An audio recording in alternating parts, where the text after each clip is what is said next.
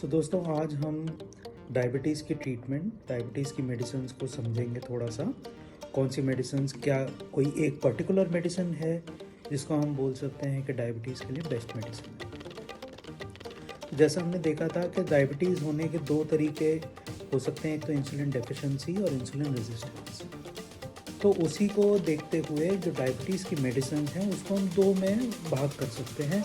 एक तो मेडिसिन वो हैं जो कि डायरेक्ट इंसुलिन के थ्रू एक्शन करेंगी। इंसुलिन के थ्रू जो डायरेक्ट एक्शन करेंगे वो या तो हो सकता है कि हम बाहर से इंसुलिन ले रहे हैं या दूसरी दवाइयाँ वो ले रहे हैं जो कि इंसुलिन का सिक्रीशन बॉडी के अंदर बढ़ाए।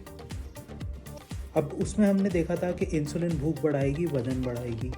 तो जो भी मेडिसिन्स डायबिटीज़ की डायरेक्ट इंसुलिन के थ्रू एक्ट करेंगी वो सारी मेडिसिन्स थोड़ा सा मोटापे की तरफ जाएंगी। सो ये मेडिसिन्स का सबसे इम्पॉर्टेंट साइड इफ़ेक्ट हो सकता है कि वेट गेन हो।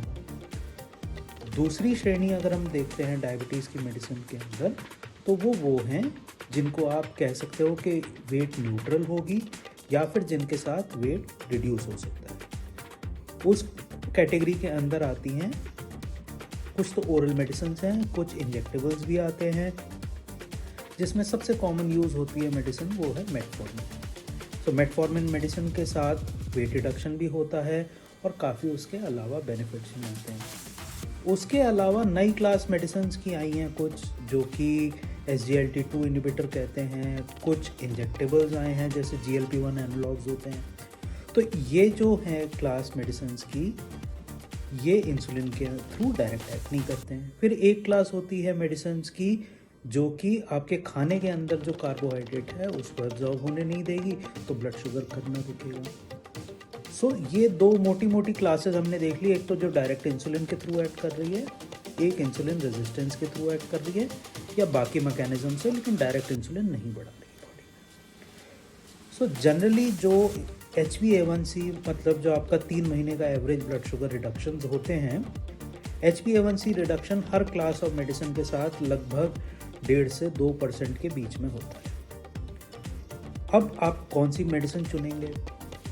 तो सबसे इम्पॉर्टेंट मेडिसिन चुनने के अंदर ये होता है, HbA1c रिडक्शन तो सब में हो रहा है, ब्लड शुगर कंट्रोल आपका हर क्लास ऑफ मेडिसिन के साथ आएगा।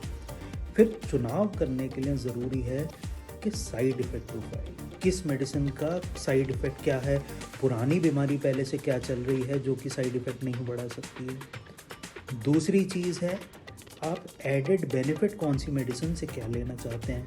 अगर आपका एम है कि मोटापा कम करना है, तो अगर इंसुलिन पाथवे वाली मेडिसिन लेंगे तो मोटापा कम नहीं हो पाएगा। तो दूसरी क्लास ऑफ मेडिसिन चुननी चाहिए जो मोटापे की तरफ हैं डायबिटीज़ के साथ, उनको वो मेडिसिन चुननी चाहिए जिनसे कि मोटापे की तरफ टेंडेंसी ना हो, वेट गेन ना हो। उसके अलावा कई लोग हैं जिनकी गट हेल्थ ख़राब होती है, पेट वगैरह में गैस बनती रहती है, कॉन्स्टिपेशन रहता है, तो उनको उस हिसाब की मेडिसिन चुननी चाहिए उनके लिए जिनका पेट वगैरह डिस्टर्ब ना हो मेडिसिन से। उसके अलावा कई मरीज़ ऐसे होते हैं जिनको डायबिटीज़ के अलावा हार्ट प्रॉब्लम्स भी हैं। तो कई डायबिटीज़ की मेडिसिन ऐसी हैं जो कि हार्ट अटैक और बाकी हार्ट हेल्थ इतनी बढ़ाती हैं कि अटैक का रिस्क वगैरह बहुत कम कर देती हैं। तो इन पेशेंट्स के अंदर वो मेडिसिन चुननी चाहिए जिससे कि एडिड बेनिफिट मिले, हार्ट हेल्थ इम्प्रूव हो। तो इस हिसाब से अब कई मरीज़ होते हैं जिनका लॉन्ग स्टैंडिंग डायबिटीज़ की वजह से किडनी ख़राब हो जाता है, तो उनके अंदर वो मेडिसिन देखनी चाहिए जिससे कि किडनी का ऊपर जो असर है वो ज़्यादा ना आए, किडनी प्रिजर्व्ड रहे। और क्योंकि किडनी ख़राब होती है तो जो इंसुलिन आपके शरीर में होता है वो लिवर या किडनी से मेटाबोलाइज होता है। अब अगर ये दोनों चीज़ें ख़राब हैं तो सेम इंसुलिन आपके शरीर में ज़्यादा रहेगा। अब इंसुलिन ज़्यादा रहेगा तो आपका हाइपोग्लाइसीमिया हो सकता है, ब्लड शुगर गिरने का रिस्क हो सकता है। तो कई बार जिनकी एकदम से शुगर इम्प्रूव हो जाती है वो इस वजह से भी हो सकती है कि अगर किडनी या लिवर के फंक्शन कम होते हैं। सो राइट मेडिसिन का सिलेक्शन हमेशा डॉक्टर की गाइडेंस के साथ होना चाहिए। Okay, stay tuned.